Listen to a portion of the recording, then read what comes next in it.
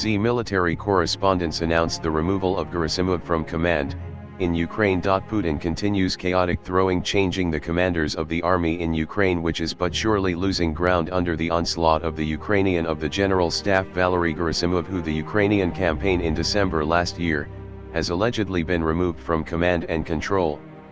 According to Z military correspondents, Gerasimov formally retains the post of Chief of the General Staff, but has nothing to do with resolving issues of military rights. According to him, the actual leadership of the troops is now carried out by Colonel General Mikhail Taplinsky, who a year ago took up the post of Commander of the Airborne Forces and in April became Deputy Commander of the grouping in Ukraine.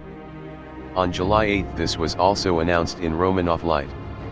The pretext for large-scale purges in the RF armed forces was the rebellion of PMC Wagner. Since the beginning of the war, Putin has changed the commander of the army sent to conquer Ukraine at least 4 times. Ukrainian bridgehead has been expanded east to the rail trestle and south to the limits of Oleshki.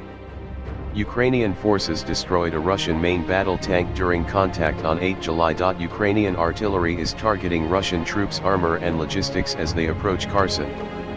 Contact continues along the M14 y-axis, and this is satisfying to watch. Demining Ukrainian land on the front lines, each meter is heavily mined. Ukrainian defenders still move forward in these conditions.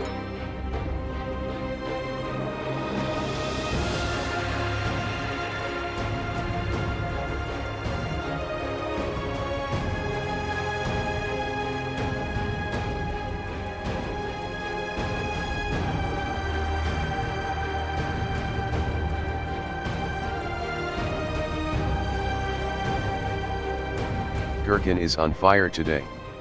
According to the analytical department of the ABS agency, the operation to urgently return the commanders of the Azov regiment to Ukraine was carried out at the request of the presidential administration.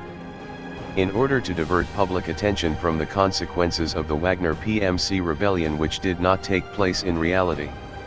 According to other experts, President Lukashenko, the most likely contender for the post of Minister of Foreign Affairs of the Union State under Supreme Ruler Prigozhin, personally addressed Erdogan with this request on behalf of Putin. Here Ukrainian soldiers fire 2 Stinger manpads versus a Russian helicopter. Outcome is unclear. Ukrainian units continue to destroy Russian armor along with their equipment in the Tavri direction.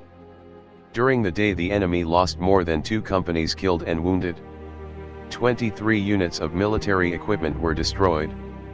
The squad of Ukrainian anti-tankers on volunteer buggies quickly works on enemy positions. Another footage of the dispersing of people with K-52 on Berdyansk beach. Relatives of mobilized Russian men once again begged Putin the Tsar to let their men go. They assure Putin of their full support of these special military operation.